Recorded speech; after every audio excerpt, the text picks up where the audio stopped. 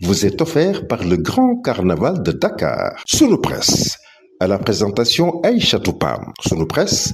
Bonjour. Les séries d'interpellations pour délit d'opinion, la rentrée des classes, le limogeage du coach Aliou Cissé, entre autres sujets, sont mis en exergue par les quotidiens reçus ce matin. Procureur, s'exclame le journal Bës Bi Le Jour, revenant sur les éditions de Bougane Gueye Dany et Cheikh Yérim Seck et les questions qui tournent autour de la contestation des chiffres du Premier ministre Ousmane Sonko sous le coup de l'article 80 à la CAP et Reporters sans frontières exige la libération de Cheikh Yérim Seck. Bougane placé en garde à vue à titre Rewmi Quotidien. Il est poursuivi pour diffusion de fausses nouvelles, diffamation et injures vers la criminalisation du dossier Cheikh Yérim Seck. A-t-elle été au Sénégal hausse le ton. Bougane à un pas de la prison après avoir contesté les chiffres de Ousmane Sonko, on renseigne le journal Tribune. Après son audition, les charges de diffamation et injures abandonnées. Il est poursuivi pour diffusion de fausses nouvelles.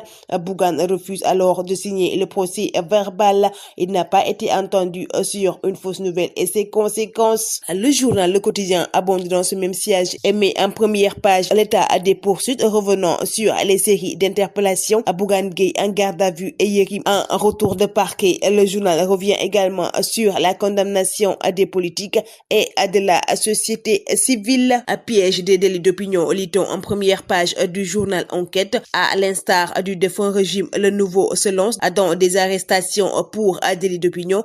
Selon la CAP, les libertés de presse et d'expression sont consacrées par la charte fondamentale. Le quotidien national Le Soleil s'intéresse à la publication du référentiel des politiques économiques et sociales du Sénégal entre 2025 et 2050.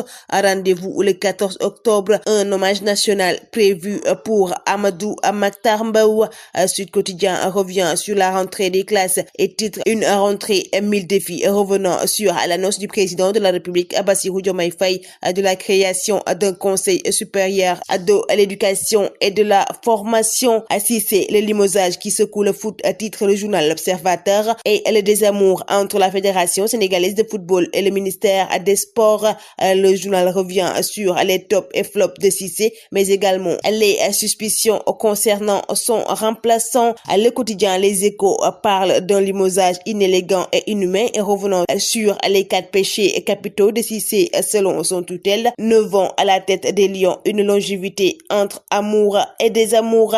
Walf Quotidien traite également cette question, parlant des arguments légers du ministère des Sports sur le limogeage du coach des Lions. Le journal revient sur le potentiel remplaçant du sélectionneur Aliou Cissé. Pape Bouna Thiaw en pôle position avec un staff intérimaire avec Serigne Saliou Dia, Habib Beye et Hervé Renard également cité. Le journal revient également sur les hommages des Lions à Aliou Cissé entre Kalidou Koulibaly, Edouard Mendy et Sadio Mané. Le quotidien revient également sur l'exploit à majuscule de Lille face au Real. Le Carnaval de Dakar célèbre le riche patrimoine culturel africain.